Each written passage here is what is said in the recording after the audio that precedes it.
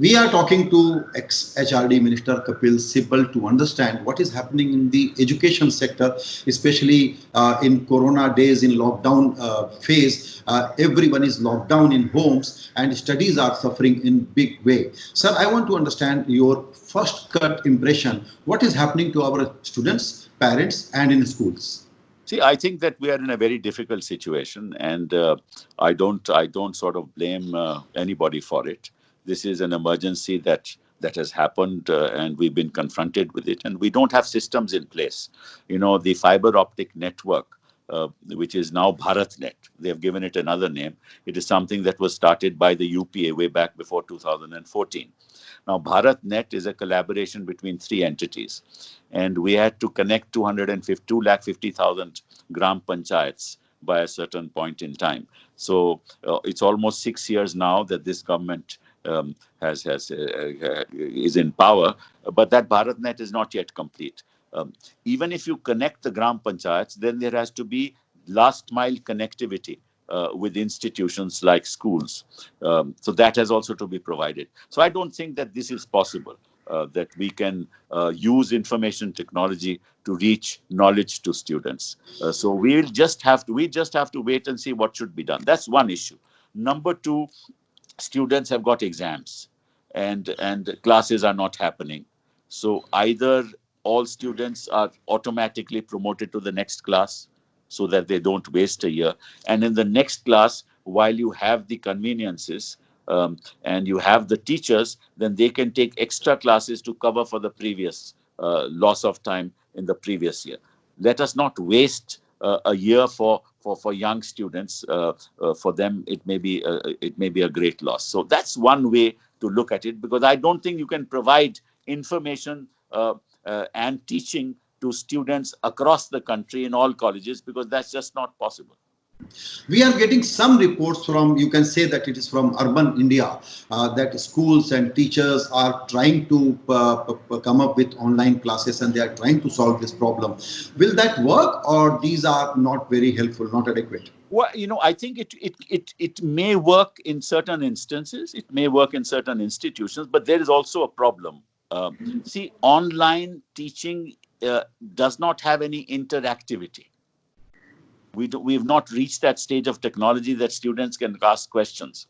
And students are also not used to sitting in front of a computer and learning. Remember, the environment of learning is with your fellow students, right? Far away in your home to concentrate, listen to somebody, and you think that the child is understanding. The teacher doesn't know, and the child will not be able to tell the teacher. So these are very difficult times, and you don't foist something on students which will in fact burden them even more. I think we need to actually look at another solution to the problem. Right. You mentioned about giving promotion to the next class for this year, but there are downside risks also to that idea. But do you think, as benchmark idea, as a thumb rule, this is a better idea for our young kids rather than wasting their 1 year? Yes, I agree. I agree with you. I mean, this is my view. This is my view. I think we need to be a little more generous. It's not their fault. It's nobody's fault. Nature has confronted us with this calamity, and we have to think of solutions which will balance out issues. If you, for example, try and do online teaching, students don't understand. They ultimately fail. What do you do then? For no fault of the student. Right? But The student is not at fault. but just to enhance skills and keep engaged and learn something, do you think we have enough resources and opportunities to really go online? Because during these extended period, the Difficult. students must Difficult. keep himself busy. You take, for example, science. What about experiments in the lab?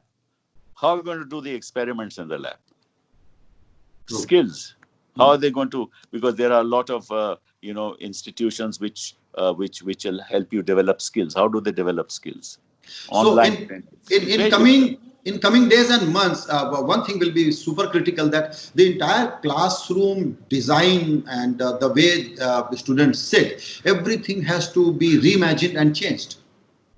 Yes, we'll have to do it, but we have to do it in a way that suits the Indian environment. We shouldn't copy the West. We've been all our lives trying to copy the Right. West. We have to have our own solutions, because remember this: you are thinking of urban India. I know of schools in Bihar and other parts of the country where there are 100 students and there is one teacher. There are schools with 2 teachers, 3 teachers. How are they going to learn through online teaching? The teachers don't have the capability of doing that as well.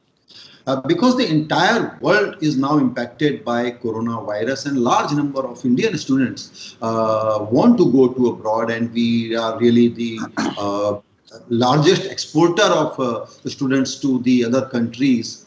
And do you think this provides an opportunity to India, that we look at our education systems and we allow new colleges with liberal arts, with lots of liberalized regulatory regime? Can this be an opportunity for India? Oh, absolutely. I have always believed that. I don't think that any foreign university is going to come here, despite people dreaming about that, governments dreaming about that. Nothing, none of this is going to happen. I think that online teaching, even from abroad, will be the order of the day.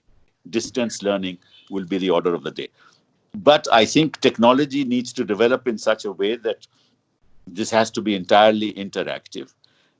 But you must not forget that the presence of the teacher in the classroom is fundamental to education, Absolutely. especially in a country like India. So in We India, have to do a mix and match. yeah. Last question, sir. In India, we are the most conservative policy makers when it comes to education sector. Strictly regulated, badly regulated sector. I agree entirely with you. And I think that not only strictly regulated, badly regulated, but ideologically regulated. And that, I think, is the greatest danger that we have. I think that we are harking ourselves too much in the past. I think we all must think of the present and of the future, because it is only the future that will hold us promise, not the past. Mr. Kapil Sibal, thank you for your time. Thank you.